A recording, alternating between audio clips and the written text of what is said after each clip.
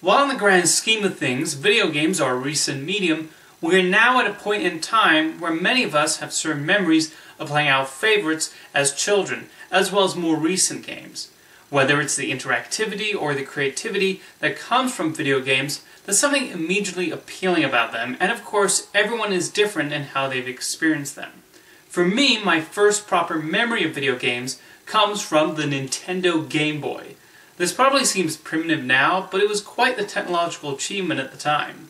Super Mario Land is the earliest video game I can recall playing, and it can be largely credited with making me a Super Mario Bros. Fan. Tetris has also been a longtime favorite of mine, as are Dr. Mario and Pac-Man. The wonderful thing is those games still hold up marvelously, and despite how video games have advanced over the years, it's still mainly these 8-bit and 16-bit games that hold the most appeal to me. Super Mario Bros., Super Mario Bros. 3, and Super Mario World are other Mario games I think extremely highly of, and I keep coming back to them whenever I'm in the mood. From the designs, to the music, to the excellent gameplay, Shigeru Miyamoto pulled out all the stops with these games, and it's why I associate video games so strongly with Mario. And even the strangeness of the American version of Super Mario Bros. 2 has its charms. I've also played Donkey Kong Country games, although their trickiness can be frustrating at times. However, the use of 3D spaces and environments still deserves to be mentioned, as that was quite the breakthrough. In regards to the Nintendo 64, my experience of that console comes primarily from, you guessed it, that famous Italian plumber. Super Mario 64 and Mario Kart 64 were extremely enjoyable games with an incredible amount of replay value. Super Mario 64, with its various levels and challenges and the open world exploration, was particularly nifty. And then there were the fun tracks of Mario Kart, and how each game did feel different, whether you were playing against the AI or other people. And I was always Luigi, because Luigi was the best racer, don't at me. I've also played my fair share of Sega, mainly the Sonic the Hedgehog games. The first one earns its status as a gaming classic, and the sequels are great too, making excellent use of the fast mechanics. That it has an appealing lead character helps, and the additions of Tails and Knuckles really flesh out this world. However, I will be honest and say most of my gaming experience is with PC games. In recent years, game companies are focusing a lot more attention on consoles and not as much on computers, and I think that's a shame, as that alienates a core part of the video game fandom. I've enjoyed many a PC video game, with the DOS game Crystal Caves being an early favorite.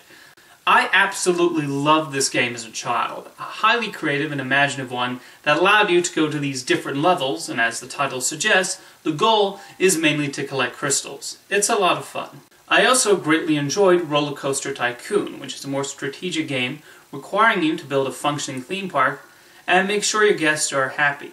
Sim Theme Park was a rather disappointing attempt to capitalize on Roller Coaster Tycoon, though. I was really excited at the prospect of riding the rides I built, but the pixelation gave it a very unappealing, blocky appearance. I also played the Toy Story 2 PC game as a child, where you were Buzz Lightyear trying to save Woody. It was fun, until the alley level. If you ever played the game, you know what I'm talking about. Lego Racers was another game I really enjoyed as a child, especially building the different race cars and coming up with different characters.